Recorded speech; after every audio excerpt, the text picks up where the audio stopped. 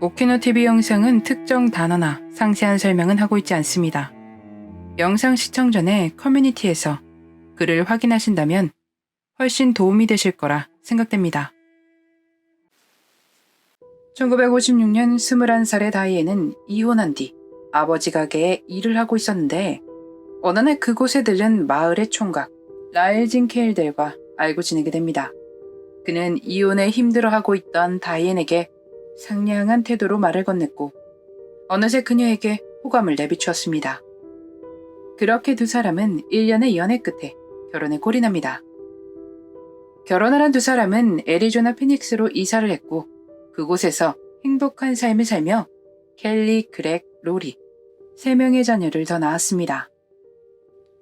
그렇게 행복했지만 결국 끝이 오고 말았습니다.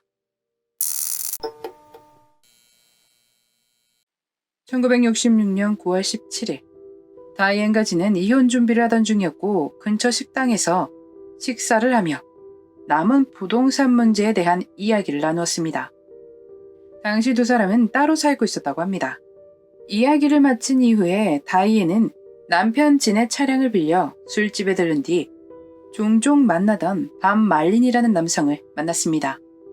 그로부터 몇 시간 후 집에 들어온 흔적은 있지만 엄마가 없다고 자녀들은 소파에 잠들어 있는 아빠에게 알립니다.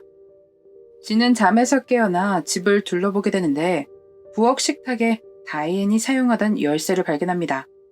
그는 밖으로 나가 차가 있는지 확인을 했고 차도에 세워져 있는 차에 다가가 다이앤이 있나 싶어 확인을 했지만 그녀의 흔적은 없었습니다.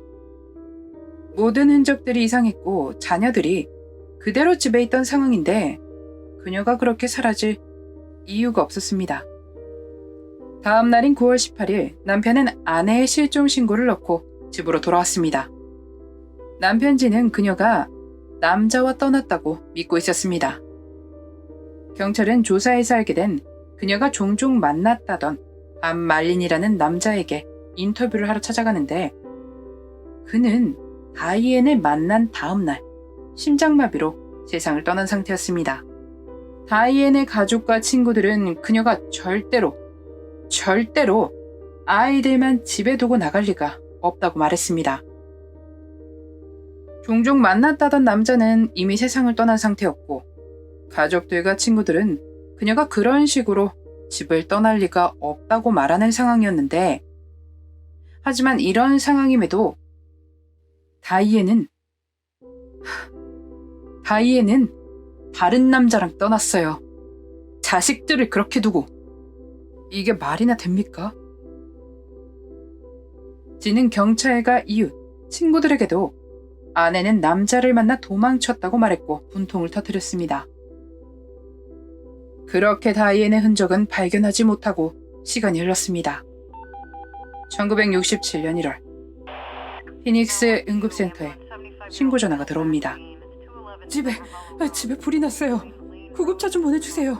그 전화는 라일진 케이델로부터 걸려온 전화였는데 진은 경미한 부상을 입고 집에서 빠져나왔으나 다른 가족들은 이승을 등지거나 부상을 입었습니다.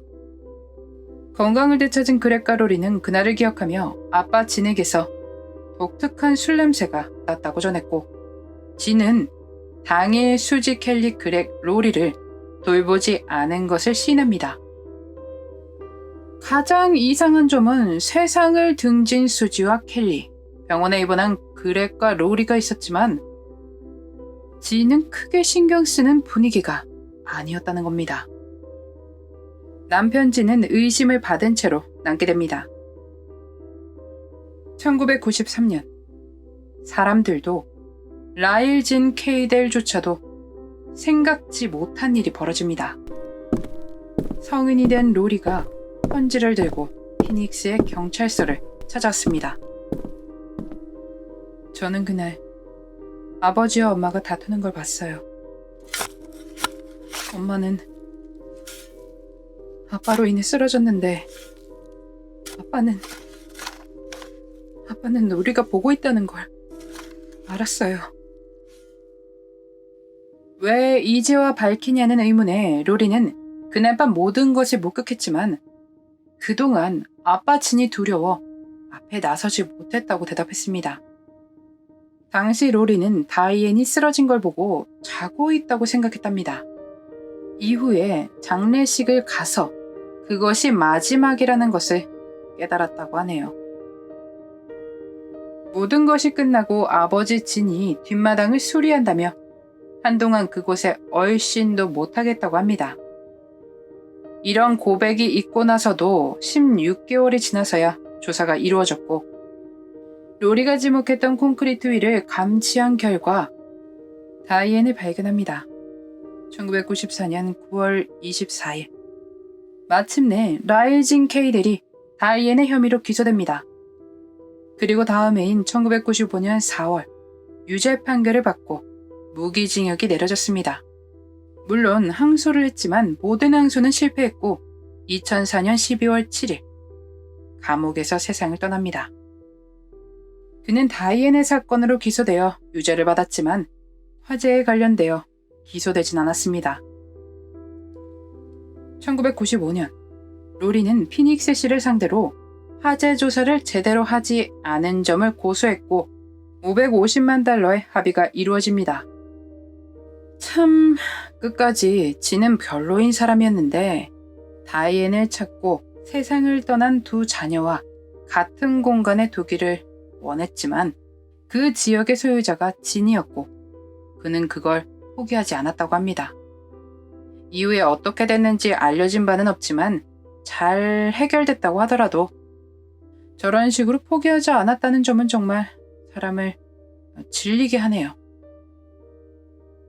이건 참 안타까운 이야기입니다만 수지의 친아버지는 단 한 번도 수지를 만난 적도 없고 연락도 없었지만 화재 사건 이후에 소방관으로 전직해서 그 일에 평생을 매진하셨다고 합니다.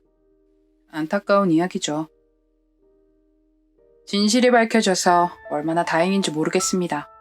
많은 사람은 아니겠지만 분명 그 중에 다이앤을 의심하고 흉을 보는 사람들이 존재했을 것입니다. 그게 아니라는 것이 밝혀졌으니 얼마나 다행인가요? 이런 류의 사건을 종종 다루었지만 참 매번 놀랍고 또 놀랍습니다. 이런 마음을 먹을 수 있다는 게 참 대단하죠. 로리가 사실을 밝히기까지 그 시간이 얼마나 길고 두려웠을까요?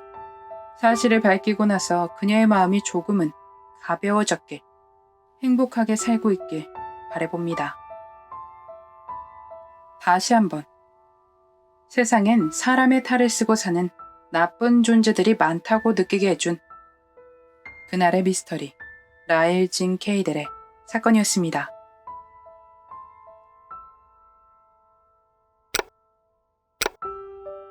마지막까지 시청해주셔서 감사합니다.